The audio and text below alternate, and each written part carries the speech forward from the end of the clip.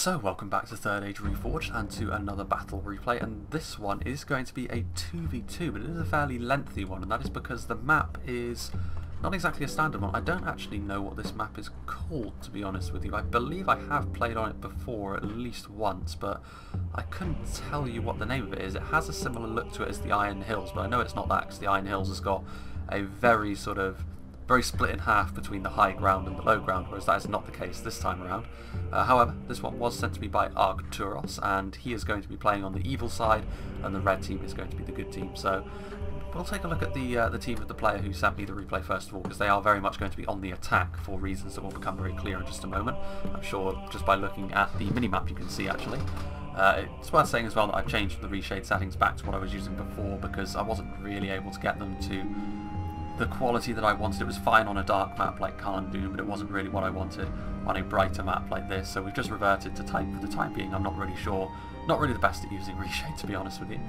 But as Rudau, this is probably one of the most significant units you're going to see in the roster, both in 0.96 and in the upcoming 0.97.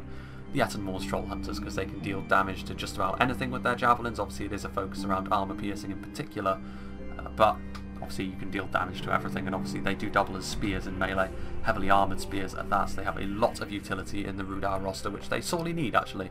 You know, it's one of the ways that you can really deal damage to anything at close range, and a little bit of survivability in and amongst most of their low armour troops does certainly help. We've got some Rudau marksmen over here. Again, they're really just sort of basic low to mid-tier archers, but they do have a gimmick, and that is the fact they have many quivers, which means they have a lot of ammunition, which means they should be firing for a long time into the battle, especially seeing as usually they're going to take some casualties, which will mean that they fire for even longer. Just over here you can see more Rudau marksmen. You can also see the Pharanodyne Rangers, which as far as Rangers go, they're really very similar in terms of functionality to something like the Athelian Rangers or the Dunedain Rangers. Very effective in the right sort of situation. The body piercing could be very effective in this fight as well. Troll Hunters, we can also see more Rudau Swordsmen. Well, the first of the Rudau Swordsmen we see here. Definitely the bread and butter of the Rudau army. You can bring quite a few of them, and also, you know, 200 men per unit, very much the orc mentality here. They're not overly good in terms of their quality, but they aren't too expensive. They do offer you a lot of numbers, and ultimately they're not terrible either. You know, they will do a job for you on the front line. Don't expect them to sort of work miracles for you, but they will at least sort of not let you down too hard. Got some more Rudau clansmen back here. Obviously they've got very similar shields to the Ettenmoor's Troll Hunters. They've got the armour upgrade as well. Very durable, good armour when you upgrade their armour, and also they've got a very meaty shield value as well, so they can be a good target for enemy archers. Obviously as far as damage goes though, very limited because they are basic spears and the spear malice does apply. More clansmen over here as well. We also have a personal favourite of mine, the Pharanodyne Pikemen, because they are an affordable pike unit that has a shield value. Obviously it's not something they have completely to themselves. The Naru and Aru Sentinels from Umbar and soon Numenor also have such a thing, but it is on a very expensive unit. The Pharanodyne Pikemen, meanwhile, I've seen them perform just as well as Uruk-hai Pikemen, which they are cheaper than, although you can only have 2 before the cost increases, so that is worth bearing in mind there. There's also more swordsmen. There's Black Walls, which as far as damage dealing goes, they are basically slightly worse versions of the Uruk-hai Berserkers, but they're also cheaper to reflect that. Nice AP and obviously multiple HP but no armour. We've got the Witch Realm Enslavers, which is not going to be the General's Bodyguard actually, but even so, multiple HP shock troops. Very deadly in the right sort of situation. Verodrum Javelins as well, which also multiple HP shock troops technically speaking. However, not as strong as in melee as the Witch Realm Enslavers of course, but they also pair this by having some pretty nasty javelins that they can let loose on their enemies as well. More Black Walls, some Trollshort Axe Throwers, which Axe Throwers of course, very vulnerable at range. These guys, they can do a lot of damage if they close into melee quickly enough. Close near to the melee I should say. And then finally the Rudau Cav Force. We've got a couple of units of Coldfell Maidens in the trees backing up the Pharanodyne Nobles, which is a very classic Rudau cavalry comp, because the Coldfell Maidens are very good at shutting down enemy Cav forces, as well, provided they're not in overwhelming numbers anyway, and then when all that is said and done, the Pharanodyne Nobles can go to work with their full charge bonus of 20 being knights, and obviously the AP can help in situations as well. So, his ally here in the sort of the lowest ground of this map, actually starting off anyway, we have Bloodbath McGrath, who is going to be playing as the Orcs of the Misty Mountains. So obviously halberdiers, very cheap halberdiers, the heavy goblin halberds.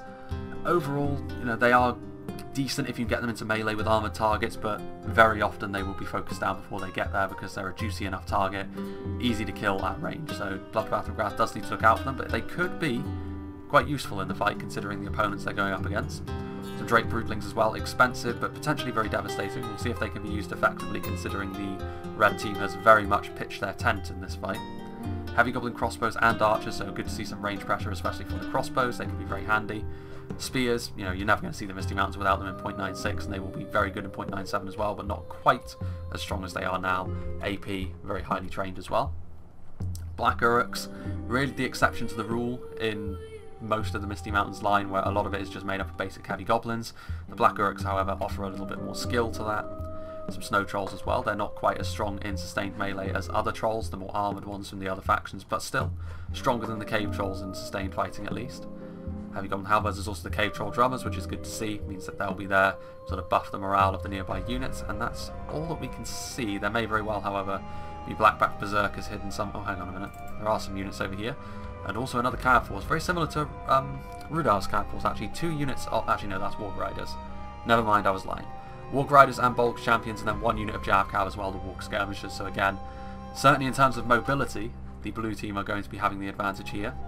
Because the red team have sort of deployed their camping spots up here on these 2 pieces of raised ground. It's going to be both of the Dwarven factions today. We have Cringer, who is going to be playing as the Dwarves of Khazad-dûm.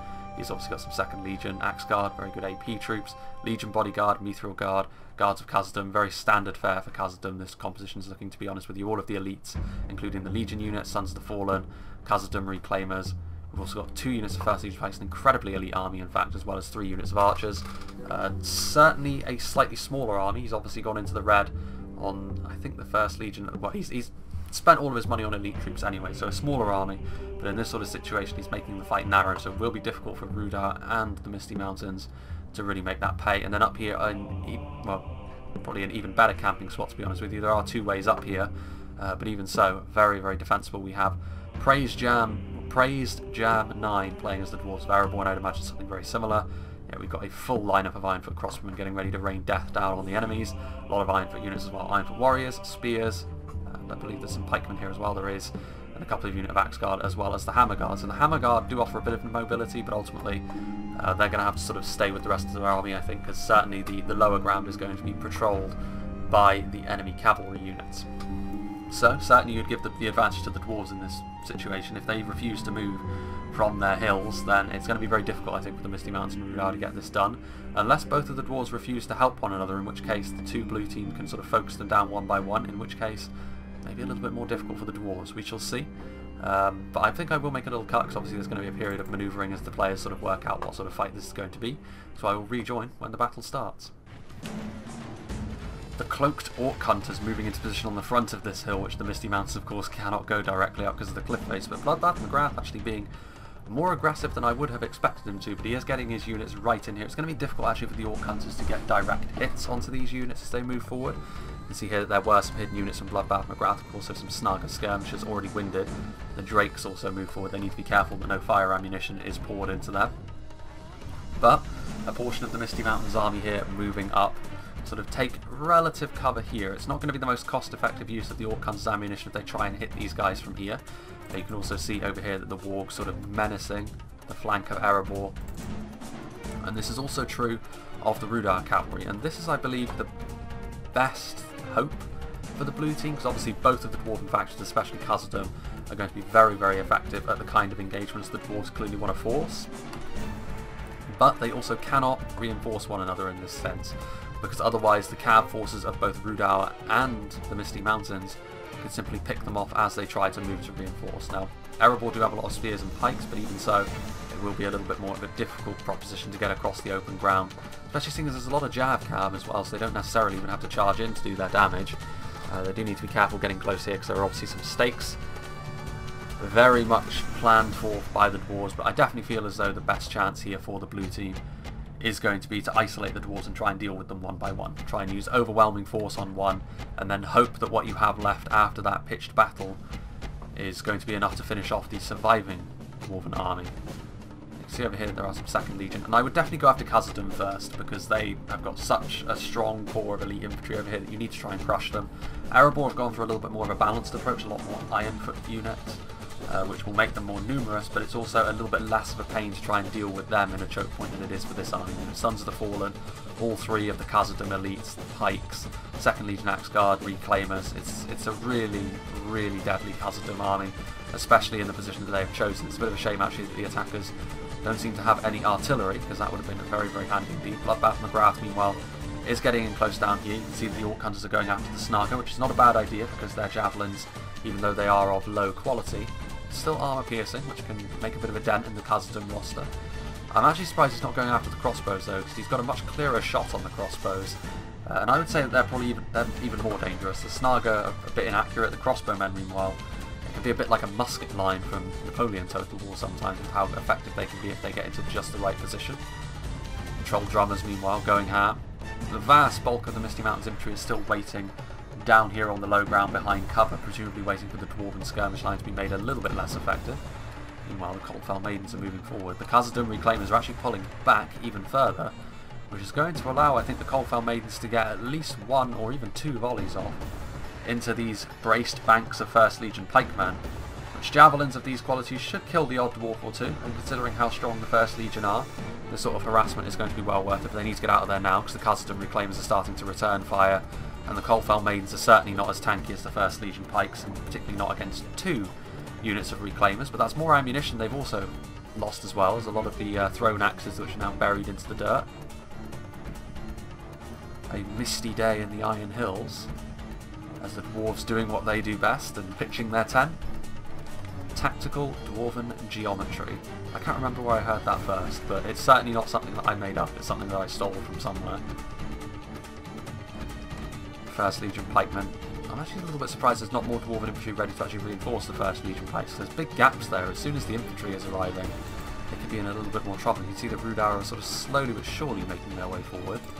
But I can't imagine there might be cause for a bit of a cut here as well, because I think it's going to be a very... Well, actually, no. Misty Mountains are moving in now, but it is definitely going to be a slow and steady wins the race from the perspective of the blue team. They can't afford to be too rash, because if they just charge in before they're ready and set, the Khazad-dûm front line will relatively easily hold, and then Erebor can sort of move in to clean up what's left. Still, sportsmanship is in question when you camp to the extent like this, especially when it's Khazad-dûm and 0.96 who are very, very powerful, but even so, all kinds of Khazad-dûms trying to sort of shoot at the Misty Mountains as they move forward, but a lot of their arrows actually going into the dirt, so whether it's intentional or not by Bloodbath McGrath, this is actually working out fairly well for him, because a lot of this Dwarven ammunition is not being used as efficiently as it could. Much of it is actually being wasted entirely as well, so this is all good so far for the Misty Mountains. Meanwhile, Snaga skirmishes, they could actually be in range at this point.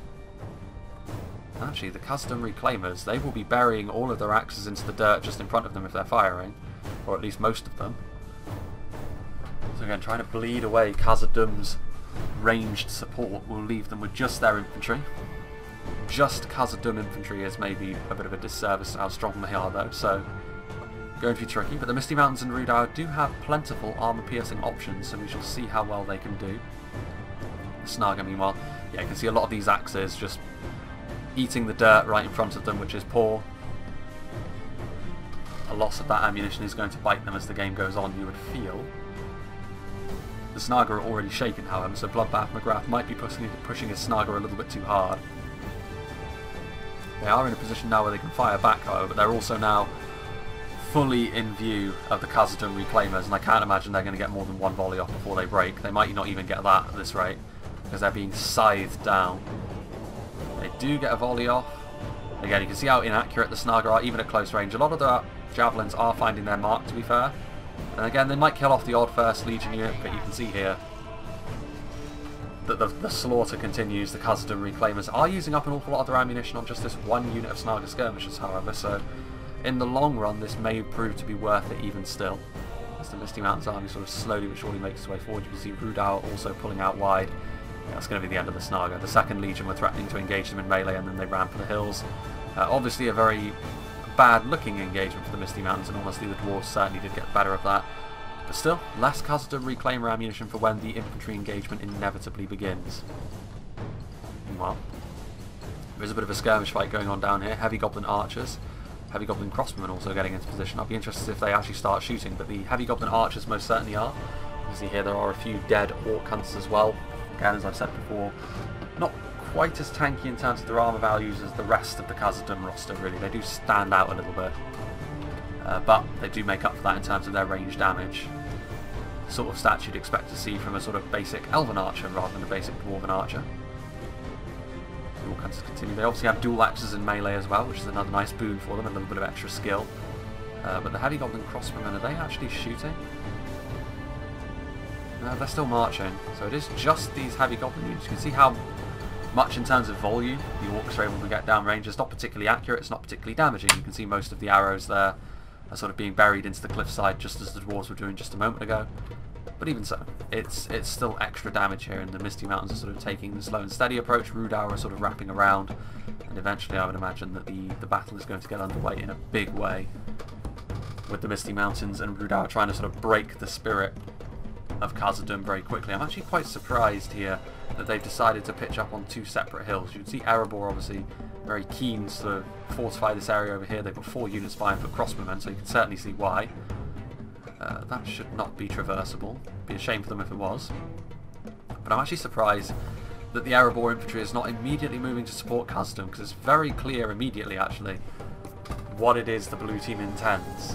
They're sort of wrapping around Khazad-dûm, doing a bit of skirmish damage to them. Or maybe Erebor knows that. Maybe Praise Germ is just sort of leaving Cringer, hanging him out to dry as it were, and then he can take all the glory in the late game after the blue team has already exhausted themselves on the very strong Khazad-dûm line. We shall see what's going on here. Again, also, I think I will make a little cut here actually, because it is going to take quite a while, I think, for Rudauer to get themselves into position. They're still just marching forward, and obviously the target is very clear and obvious. So a relatively small cut in the end actually. The Rudauer marksmen do get into position, and they are now firing down onto the Dwarven position. But again, the Khazad-dûm Reclaimers, as with most of the Khazad-dûm and Erebor lines frankly, fairly resilient to arrow fire. Khazad-dûm Reclaimers however have been sort of abandoned by the 1st Legion Pikes, so now they are the ones which are on the front line. I'm not actually sure that Cringer is doing a particularly good job at sort of setting out his line here. I mean, it's quite clear that he wants to sort of spare the lives of his pikemen. You can see here that the Drake Broodlings, I think they're going to try and walk through the stakes. Although I don't think they count as cavalry. Indeed, they destroy the stakes. So they just destroy the stakes going through, and now the Drake Broodlings is going to be able to get into melee, start chomping away on the Khazad-dûm Reclaimers. The Rudauer marksmen also continuing to fire from afar.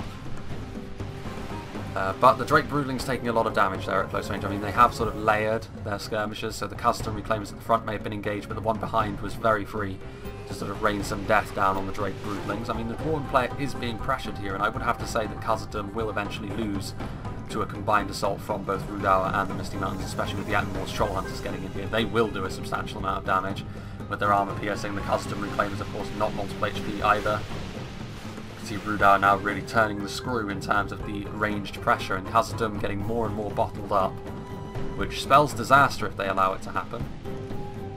But they seem intent on sort of retreating ever further, which is strange really, because they do have the skirmishers, you know, the axe throwers and the archers actually to contest this with Rudauer and probably be victorious. But they seem intent on sort of moving further backwards. The Snaga meanwhile have returned from routing, but they're immediately going to take another volley from the Khazad-dûm Reclaimers and almost certainly rout off as a result, and there they go.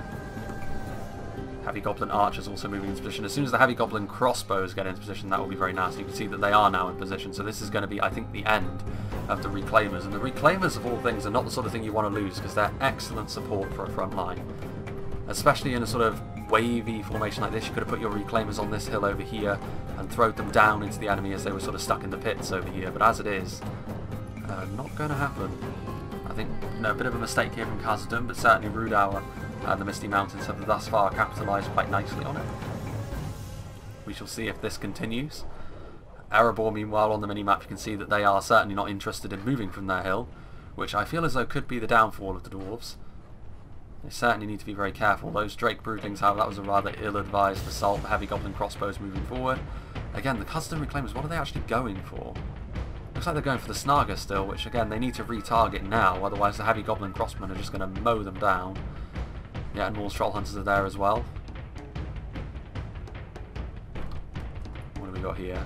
Khazad-dûm Reclaimers. Yeah, again, they're firing at something down there, which is not really worth it. I mean, Drake Broodlings are strong, sure, but now you can see that the weakened Khazad-dûm Reclaimers are about to be engaged in melee by the Rudauer Swordsmen. Because again, the Rudauer Swordsmen are not exactly the finest in terms of their melee qualities. But they are going to force some sort of response from Khazad-dûm here, and indeed now you can see the 2nd Legion are once again charging down the hill. And the Rudauer Swordsmen now pull out once again, and you can see that as soon as the 2nd Legion come down from their position, they're immediately being focused by the Rudauer Archers. There's also the Franodine Rangers in position now, which are currently hiding. If they see a juicy enough target, they will almost certainly start loosing their body-piercing payload. Here come the Khazad-dûm Reclaimers charging into the Rudauer Swordsmen and vice versa. There's also some Orc Hunters which might be out of ammunition. I mean, they have been firing for quite a while. As the Rudauer Swordsmen engage, the Attenmore's Troll Hunters trying to get into a better position to shoot. More arrow fire coming in, this time I think from the Heavy Goblin Archers, indeed it is. Again, a lot of the Rudauer and Heavy Goblin arrows are not going to do a huge amount of damage here, but death by 1,000 cuts could be the fate of Khazad-dûm here. Although I would have to say that these Rudauer Swordsmen, it says victory is a distinct possibility, but that is almost certainly entirely down to the range support they're receiving. Under normal circumstances, 2nd Legion Axe Guard would have no issues whatsoever cleaning up a unit of Rudauer Swordsmen. But it is a very perfect target that the Heavy Goblin Archers have, which again might not do as much damage as it would to a sort of regular unit, as it were. They've also got very thick armour, of course. But even so, it does all add up, and the Orc Hunters in melee there in particular will start to fall away pretty quickly. You can see already they're taking casualties. Meanwhile, those Khazad-dûm Reclaimers are starting to shoot the Attenmore's Troll Hunters, so Arcturus needs to do something with them here. He either needs to pull them out or start using their ammunition. Otherwise they're just going to stand there and die, which at this point the Khazad-dûm Reclaimers must have used up most of their ammo. Those Attenmore's Troll Hunters are reloading. I think they're probably going to go after the on-rushing 2nd Legion, which are immediately going to take volleys from the Javelins and the Archers in behind them. A fair few of them falling as well, about 10. Khazad-dûm Reclaimers now shooting Heavy Goblin Halberds trying to get into melee, but they're being focused down by the Khazad-dûm Reclaimers, and obviously this is the real problem with using a phalanx unit like this, a cheap one. You know, you need to get them out of formation and run them into melee and then sort of re-engage their phalanx if you want to use them effectively. Otherwise they're just going to get shot up on the approach. Now they're doing that, which is good to see from Bloodbath McGrath. They've already taken such a hefty beating. At the very least they're doing what goblins do best and absorbing a lot of the arrow fire and axes that are being thrown their way. Here come the 1st Legion pikes. Still just volley after volley of these cheap and cheerful archers being flung into the Khazad-dûm front line. These Attenmore's Troll Hunters still have ammunition. I mean, they're not half bad in melee, but they're still... yeah, they must have run out of ammunition. Being charged into melee now into the side of the 2nd Legion Axe Guard. And they're decent in melee, but they are still spears at the end of the day, heavily armoured spears at that, so they're exactly the sort of unit which in melee the 2nd Legion Axe Guard will really enjoy facing. And now another unit coming downhill, the Legion Bodyguard, so I think at this point Khazad-dûm is starting to commit more and more of their stronger units forward. So a token force on the front line at this point from the blue team is certainly not going to cut the mustard. They're going to need something a little bit heavier on the front line. The Heavy Goblin Archers have been committed forward, which is not exactly what I had in mind. This sort of central area, however, has taken substantial damage, but Khazad-dûm are sending forward the big guns now. The pikes, the Legion Bodyguard. Those Coldfoul Maidens are now moving forwards. You can actually see that the Ironfoot Hammer Guard at this point are sort of activating themselves. Now is the time to use those wargs that they positioned down there. I mean, the Coldfoul Maidens are in position, but Bloodbath McGrath needs to keep his eyes on the minimap. Because if they can shut down those Ironfoot Hammer Guard without them able to get any sort of reprisal, it's going to be pretty rough for them. The Legion Bodyguard obviously going to be the target of the Attenmore's Troll Hunters. That is completely unsurprising. In pure melee, Khazad-dûm have got all the advantages, really. And that is going to be a mass rout from the front line. So again, maybe a bit of an undercommittal there from the blue team when they saw all these really elite units coming forward. There is a case for saying that maybe they should have committed forward something a little bit stronger. And at this point, some Mountain Orc Berserkers over there, which are looking like tasty targets indeed for the Ironfoot Hammer Guard. We'll keep an eye on that. But I think that's a bit of a misplay as well from Bloodbath McGrath. He's got all of those wargs, which this was the time for them to sort of justify their inclusion. And they are going to drop the ball pretty heavily because they are just going to allow Well, the Snaga have just revealed themselves, although they're going to get immediately charged by Ironfoot Hammerguard, so... I mean, this is probably going to be the end of this unit of Snaga, to be honest with you. The Ironfoot Hammerguard have got an absolutely lethal charge. They didn't actually break there, so it's going to take another charge. Will the Snaga be able to get another volley off? I mean, if... I find it hard to believe that Bloodbath McGrath has not noticed this. He should at least be moving his wargs to try and do something about this, because the rest of his army is surely going to be the next target. And he's got his crossbows back there as well, which are just sticking out like a sore thumb. Yeah, we can see on the minimap now that his wargs in the corner have started to move, but it might be too late. These Snaga need to hold on long enough for them to get here so that his crossbows don't pay the price for his own lack of awareness. Meanwhile, see here Heavy Goblin Spears sort of getting closer. Still these Khazad reclaims moving. I think the Dwarves will be happy with how things have gone so far. They have taken some unnecessary losses, but ultimately their defensive position is still intact. And some mistakes have been made by the Misty Mountains in particular, which could be lethal in this situation. There's no real monetary advantage, I don't believe. And the Dwarves have got the defensive positions. Essentially a bit of a sort of two mini siege battles where the attackers do not have any sort of monetary advantage. And it's against the Dwarves, so certainly a very challenging encounter here for both the Hillmen from Rudau and the Goblins from the Misty Mountains. But so far, Khazad meting out some dwarf justice on their hated goblin foes.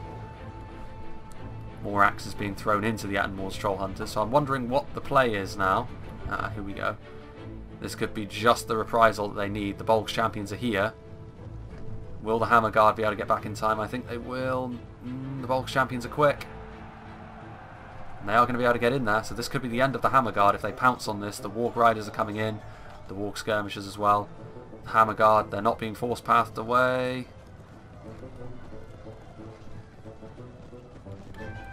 Bloodbath McGrath also needs to force path his own units just into them. You can see here that the Hammer Guard, you know, they could be doomed here. The Skirmisher's going to block their escape. The entirety of Praise Jam's army is coming down off its hill in response to try and save these Ironfoot Hammer Guard, but they really are just having their ankles nipped at by the Warg Riders, in particular the Bolgs champions, which are such a strong anti-cavalry tool. And the Hammer Guard definitely cut down to size after that. Not enough to, I think, recoup the losses of those Snaga skirmishers. Weirdly enough, the Snaga skirmishers could have been one of those key units as the fight went on. Coalfell Maidens over here. Meanwhile, the melee fight has started up once again. Heavy Goblin Spears with their AP on the front line being supported by the Attenmore's Troll Hunters once again. I think the Khazad reclaimers at this point are out of ammunition. They have pulled out their axes after all. And more Heavy Goblin Archers.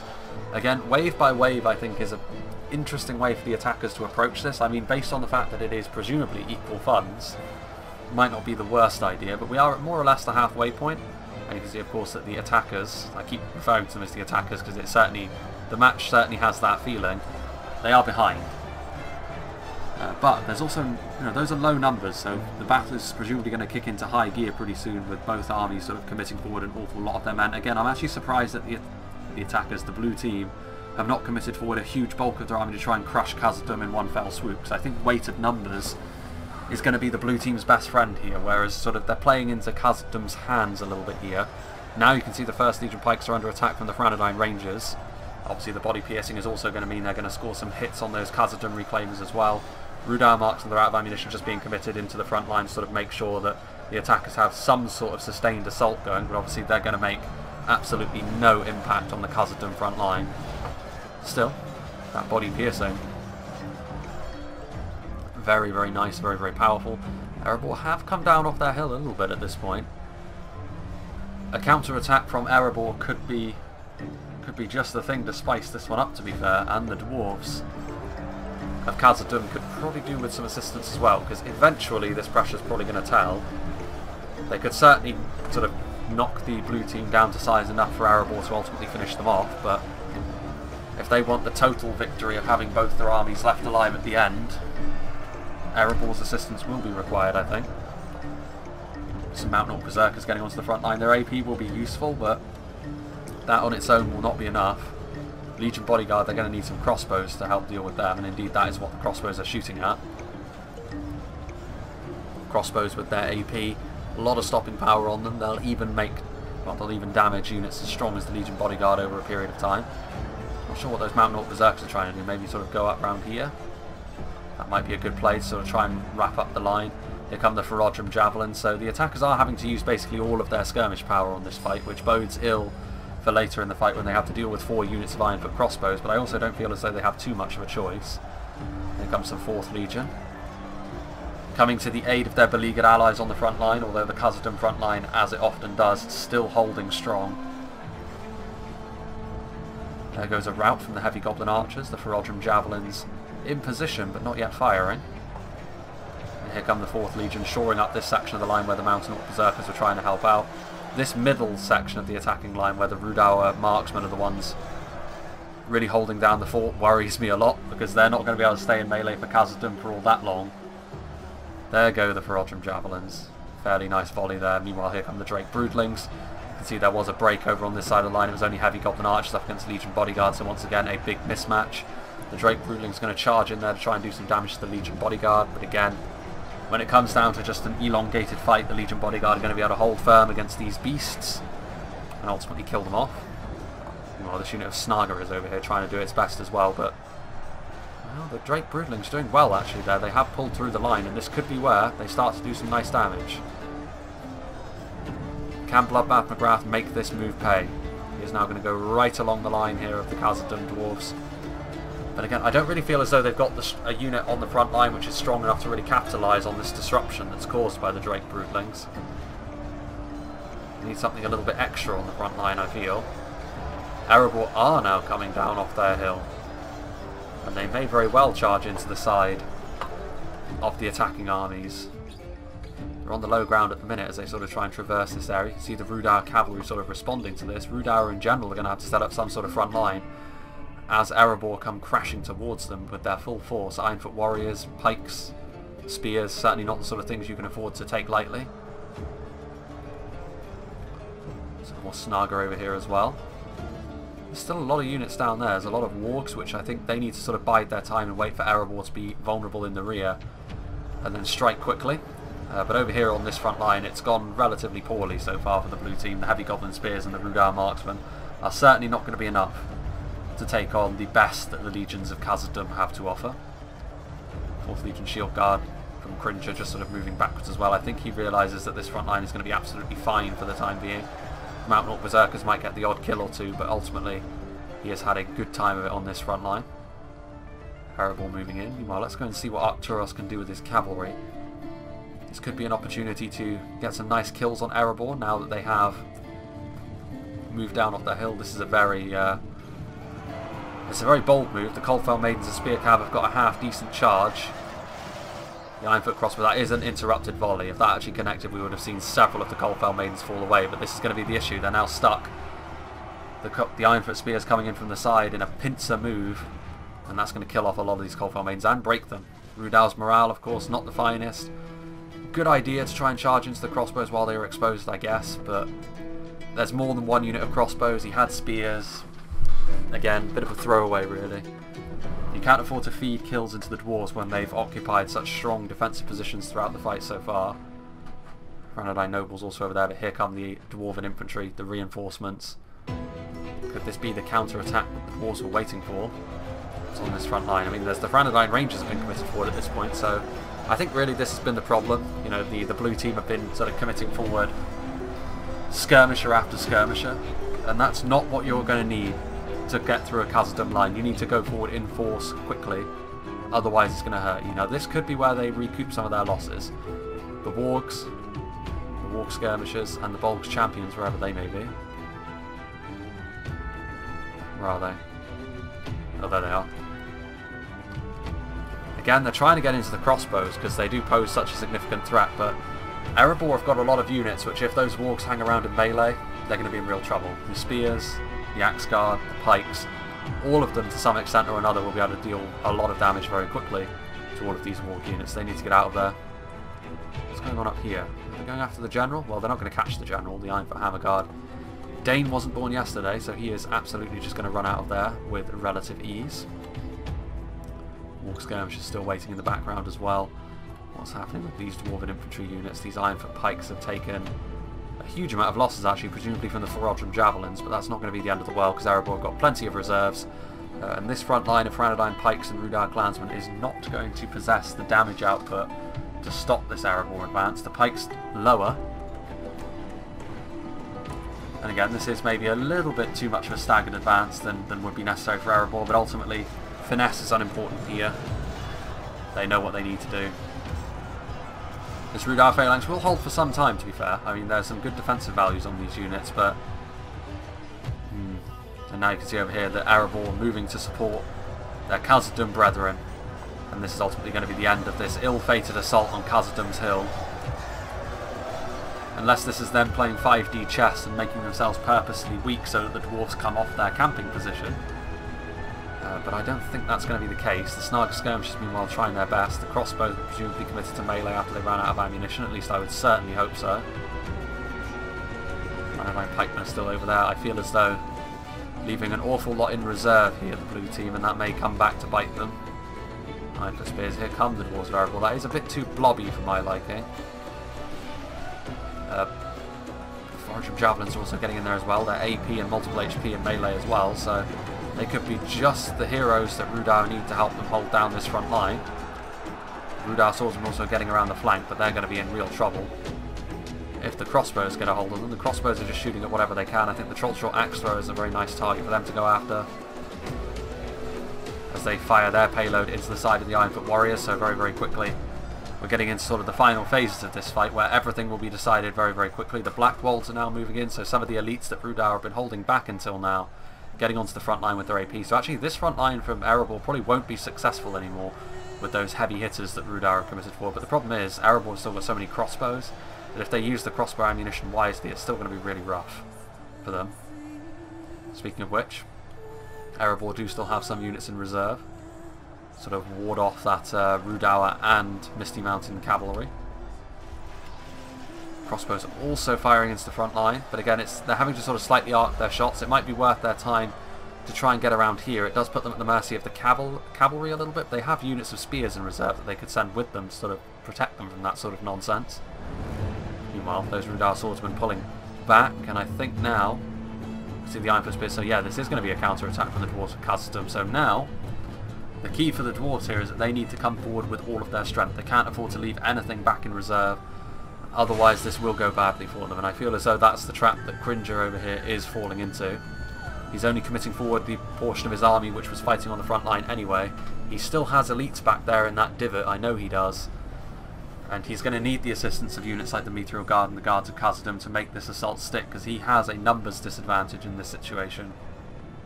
And he needs that quality. Rudar clans are moving forward to the aid of the Rudar swordsmen. A very depleted unit of Axe Guard almost immediately just going to get torn apart. But now, more reinforcements from Erebor, Ironfoot Spears and Axe Guard of Erebor, the equivalent unit from Erebor, to the 2nd Legion, charging into the side of those Rudar swordsmen, doing a lot of damage.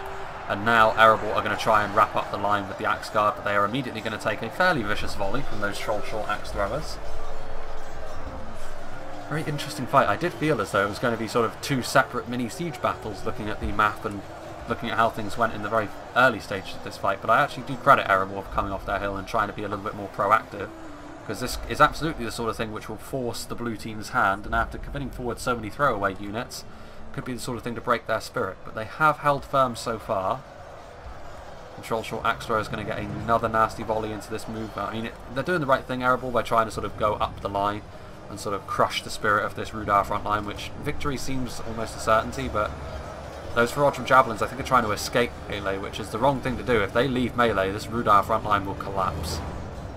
The Witch Realm enslavers are now moving forward as well, so this is something which the dwarves cannot afford to take lightly, because it's a very strong anti-armor unit, colliding with the side of the Axe Guard, making them shaken even as well. So certainly no joke, that unit there. The Rudar swordsmen trying to hold back these Ironfoot units, but it looks like they're going to fail at that. Khazad-dûm have overextended themselves a little bit. You can see the trolls are just sort of clearing up the units of Orc Hunters which chase too far into the Goblin skirmish line. The Rudar clansmen over here again, just trying to hold back the superior dwarves in parts.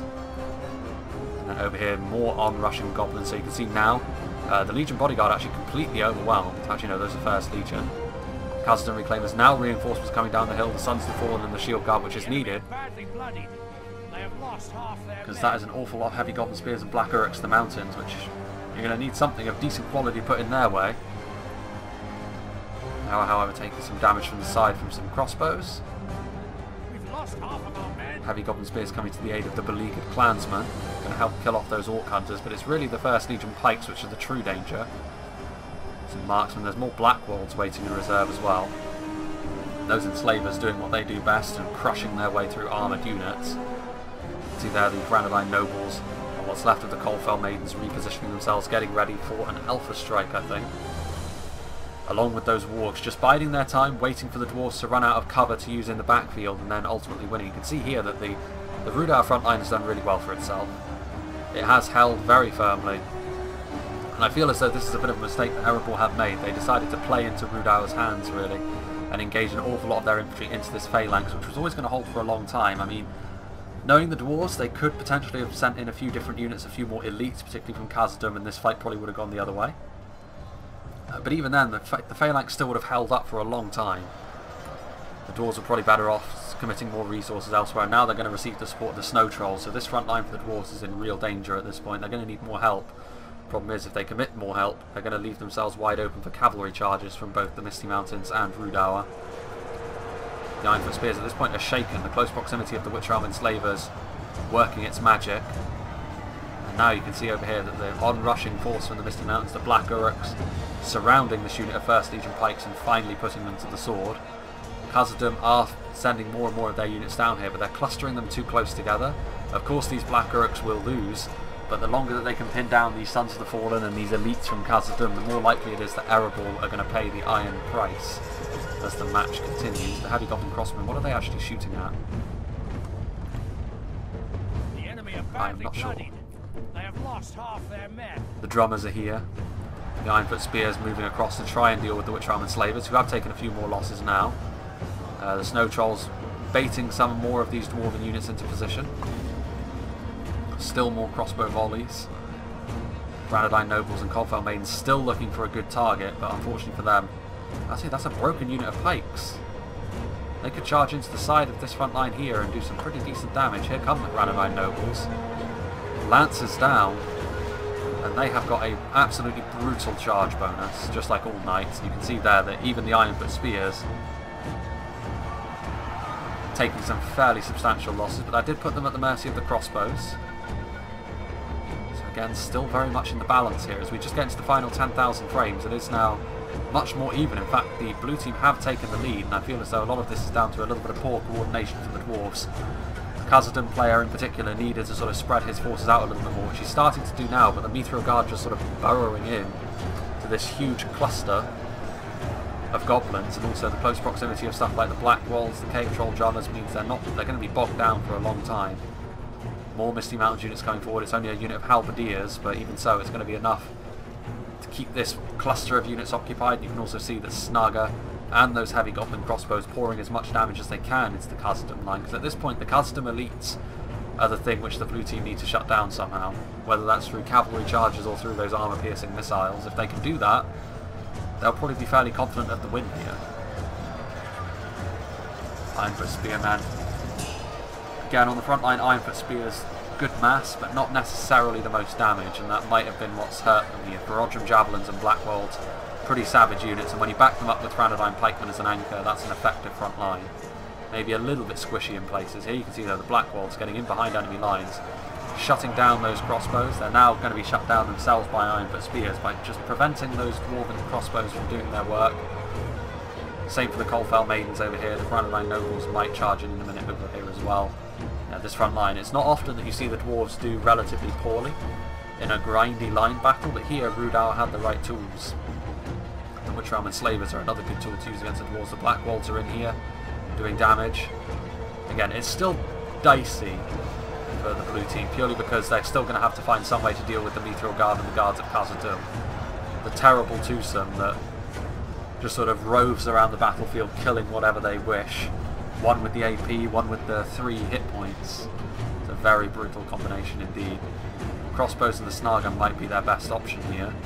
Meanwhile, those heavy goblin halberds did get in here. The Dwarves trying to get in there. The Snaga, I think, are out of ammunition at this point, so they're coming to the aid, just being thrown in melee. It's more chaff for the Dwarves to have to try and cut their way through. There are the Snow Trolls, who are finally falling over. Those heavy Goblin Crossmen trying to get some damage done into the back of the Meteor Guard. They are actually succeeding, getting some kills. Those crossbow bolts could be the difference here between victory and defeat, as could the Franadine Nobles, to be fair, and the Wargs, which have now finally come forward. I was wondering when they would make another appearance, charging into the crossbow firing line. And now the Franadine Nobles, I think, alongside the Bolgs champions, are going to be enough to utterly vanquish this unit, with these units on the front line, which is going to leave Rudauer with a lot of these Franadine pikemen, which can be used in the late game. Again, the ideal anvil for Rudauer, and the Franadine Nobles, very much the hammer. Here come the Ironfoot Spears, but they're already shaken. Those Warg Riders are still running around. The Ironfoot Hammer Guard are coming back now, out of left field, but I don't think they're going to be able to have as much of an impact as they would like, because they're just going to get caught in melee with something again. And with only 12 of them, the AP from the Franadine Nobles should be enough. The anti-cavalry from the Wargs should be enough. Here comes the Wargs, speaking of. And that's going to be a nice amount of damage done to the Axe Guard there. At this point, they're going to be isolating the Khazad-dûm elites, softening them up for the kill, as it were. The Meteor Guard have moved back over here to try and sort of tie this fight down, which of course eventually they will. And in fact, those heavy Goblin Halberds are already looking a little bit dicey. All they need to do is hold for as long as they possibly can, keep the dwarves separated. Our ally lies dead, slain by the enemy. We must help his men avenge him. Azog falling to a combination of the Ironfoot Spears and the Hammer Guard. The Warg Skirmishers caught. I haven't seen them use a great deal of their ammunition either, so they definitely need to be careful. Dane himself is over here, of course, as well. Meanwhile, the Franadine Pikemen now readjusting. And again, the Ironfoot Hammer Guard not really going to be ideal for dealing with Franadine Pikes. The huge anti-cavalry bonus is definitely going to come into effect, but if I were to place a bet, I would still go, I think, with Khazad-dûm, because their infantry is so powerful. Some cav charges are going to be required, and they're going to have to hope that these pikes can sort of tie up those Khazad-dûm units in melee for quite some time. Here come the Franadine Pikemen, coming over to try and help finally shut down the Hammer Guard. Actually, I didn't realise the Witch Realm Enslavers were still in such good health. That could be a pretty decisive factor as well, because they will be able to do damage even to the mighty guards of Khazad-dûm. They will still take damage from the Witch Realm Enslavers with that AP. As always, the drummers as well. Might not be as strong as regular trolls in melee, but they still pack a bit of a punch with those drumsticks of theirs. Those Black Wolves are still trying to kill off the guards of Khazad-dûm. In Khazad-dûm, I think they're going to be, once again, they're going to try and retreat to the superior position. There goes Dane. Erebor at this point, though, have got... yeah, their army's gone. Khazad-dûm trying to get up to the hill, which is not entirely the wrong thing to do. The advantage of superior terrain. However, they're going to be harassed while they do that, and the Franadine Noble is going to be able to get a lot of kills there on the 4th Legion Shield Guard. And at this point, they might as well be used to charge in and kill what they can. Trying to take away the advantage of the blue team's cavalry, so I don't really blame the Khazad-dûm player for doing this. But I think he is ultimately just going to get cycle charged here. And the gains that he would have made by retreating back up to the hill, he will simply lose by being charged ad nauseam. There's also the Wargs, which are potentially going to block his passage further up the hill, which means, of course, the Warg's going to be able to charge down that hill. As well as the Warg Skirmishers, potentially with some javelins left alive. A little bit too stretched, a little bit too disparate overall, the Khazad-dûm army, which could be an analogous for the Dwarves overall here, and it does look as though the blue team are ultimately going to pull off an unlikely victory here. The Meteor Guard and the guards of Khazad-dûm sort of moving forwards, the Sons of the Fallen getting caught in melee with the heavy Goblin Crossmen. Of course, they won't do a lot of damage in melee, but just the fact they're getting in the way of the Dwarven retreat at this point is a significant victory for the Blues. Witch Realm Enslavers are in here as well, facing the foe that they need to, the guards of Khazad-dûm. The Cave Troll Drummers are in here doing what they can. I would fully expect the Meteor Guard to kill them off, to be fair, but at this point they're just sort of throwing everything forward, the blue team, in an attempt to finally break this Dwarven resilience. And you can see from just how many frames there are left that Khazad-dûm, win or lose, are not going to go down lightly here. Here come the wargs. I mean, this one downhill charge here could be the deciding factor of the match. The Warg Riders charging downhill. It wasn't the best charge. Getting caught really on a lot of the terrain features, I feel like. As Heavy Goblin Crossmen have sort of routing off, that could be an opportunity for the Ranadine Nobles to come around here. If they get a good charge in, they're the sort of unit which certainly can do an awful lot of damage. Here come the Wargs. There are also stakes hidden among here though, so you do need to be very careful. Obviously those initial stakes that Custom putting down, once again coming to his aid. Ranadine Pikeman getting into position, those Witch Realm Enslavers, defeat seems certain. Here come the Wargs once again charging downhill into the spears, trying to do what damage they can. Again, the Cave Troll Drummers doing their best as well, but again, they're no Olag High. If they were, this fight would be distinctly, I think, in favour of the blue team at this point, because the damage they can do to even really strong infantry units is fairly substantial, even if they ultimately lose because of a lack of numbers. Right, let's see what the Franadine Nobles are capable of. Oh god.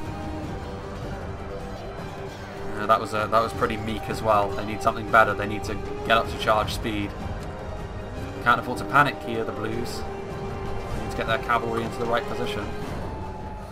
Guards of Khazad starting to struggle a bit against the Witch Realm Enslavers. The sheer density of Franadine pikes that they have left might be enough to slowly but surely win the blue team this fight anyway.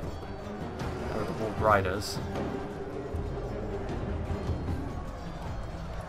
Another charge, perhaps?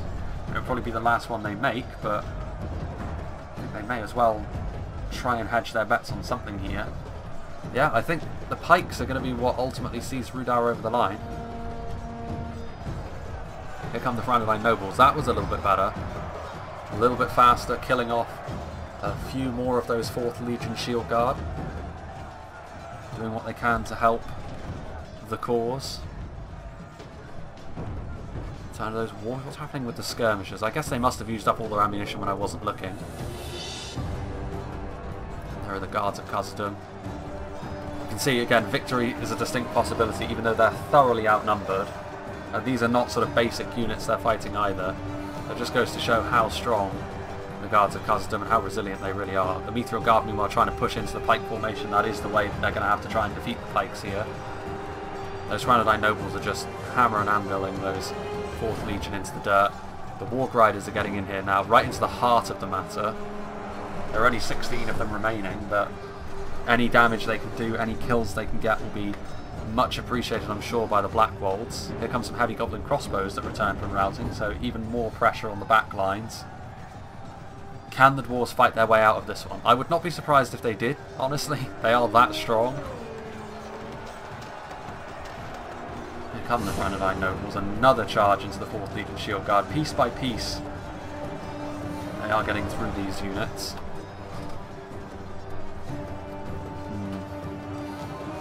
Says defeat seems certain for those pikes. Those Mithril Guard have punched a hole right through the Rudar lines. There's still a couple of Blackwolds in there as well, adding their own damage to the proceedings. More Warg skirmishes. This was where the first melee engagement started, and it's where the match is going to end as well. Again, I find myself rooting for the Dwarves, weirdly enough, here, despite the fact that they started off the match very much camping as the strongest faction in the game, which is highly... it's the sort of thing I find hard to sort of cheer for. But as the fight has gone on, they've shown remarkable resilience, really. We are getting into the closing stages. The balance of power is still pretty even, and we are very even in terms of the score. Obviously it is a 2v2, so there's slightly less numbers involved overall anyway. Oh, these 4th Legion getting forced on the defensive, those Witch Realm Enslavers. There goes the Rudar General. That could be significant as well, because the Rudar troops are much more likely to break because of the loss of a general than the others. The Misty Mountain's already missing their general, of course. I think Balin is still in here somewhere. They're finding him. Yeah, there he is. Look. Right in the thick of things, surrounded by 3 of his guards.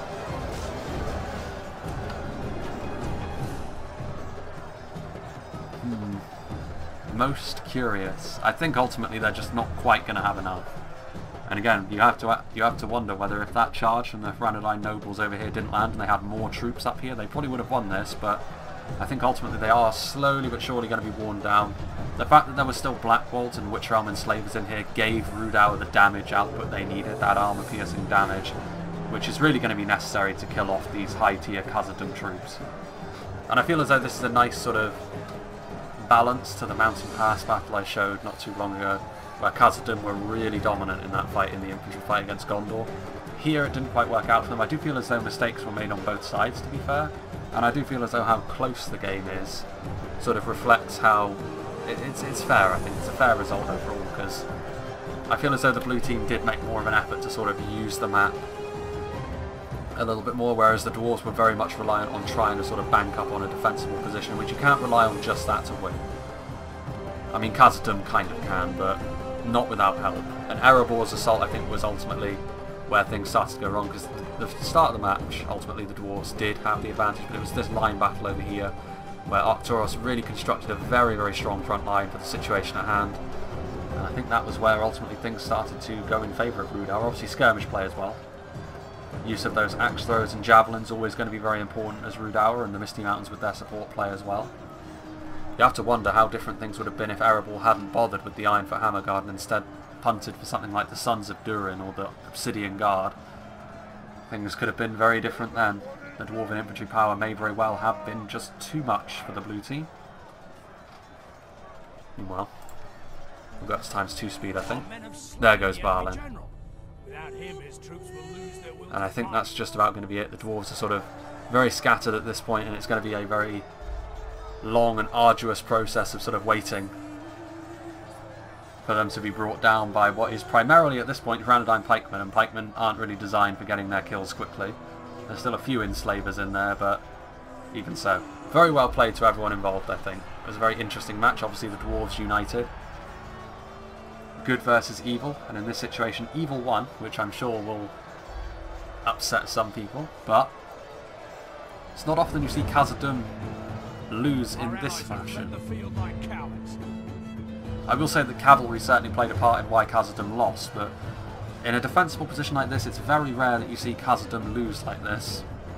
Then again, Rudauer and the Misty Mountains, as I've said before, do have the armor piercing to effectively fight Khazad-dûm. You don't expect them to win, oftentimes, but still. Very well played. And big thank you to Arcturus, that is a very close fight indeed. Within 3%, a monumental effort from all players involved. Victory is ours, but only by a sword's edge. Indeed, only by a sword's edge. So, let's see what the kills were like. Of course, you can see here Khazad-dûm getting the most kills because they were in the thick of things from the start. Getting a lot of kills on the sort of more numerous and more disposable Rudauer and Misty Mountains units as well. Erebor not getting as much because obviously when they moved forward, most of the soft targets had already been killed by Khazad-dûm, and they had to deal with sort of much hardier units, particularly from Rudauer. The Misty Mountains obviously getting the fewest kills on the match, but then that's not terribly surprising. A lot of cannon fodder in the Misty Mountains often. Very large army, not a lot of it very elite, however. Most of that was probably from their skirmishes as well, the crossbows and the javelins, possibly the wargs as well. Rudauer getting a good amount of kills as well though. Javelins, axe throwers, that sort of thing can do a lot of damage. Let's see what did the damage in fact. Ranadine nobles did okay. Cobfell maidens did reasonably well as well. However, the Witch Realm enslavers certainly proving to be one of the MVPs, but I have to say, Ranadine pikemen really taking it home. Nearly 500 kills on a unit of pikes there, and I feel as though, particularly against Dwarven infantry, which is very heavily armoured over a long period of time, that's a very impressive number indeed. So I feel as though this really speaks for itself. I mean, to be fair, this was pretty much the ideal engagement for them when they were facing Erebor on that front line. It was ideal, the Dwarven infantry charged into them and they were able to keep them at range. There was very little in the way of Ironfoot pikes to actually answer them. But it just goes to show how effective they can be. I would certainly put them on the same level, if not better than the Uruk-hai pikemen. You're getting up into stuff like Mithlond pikes, I think, when you're talking about the Ranadine, and those shields really help out as well. Black Walls obviously adding their own AP damage. Rodrum javelins doing okay. The archers obviously, generally speaking, not going to do as well against the dwarves because of that higher armor values and obviously the good shields. So yeah, I hope you enjoyed this fight, because I certainly did. It was something a little bit different, and it's on a map which I've never shown before actually, even if I have played it before, I just don't know the name. I'm sure that someone will enlighten everyone in the comments. But yeah, big thank you to Arcturus for sending this to me. Well played to everyone involved.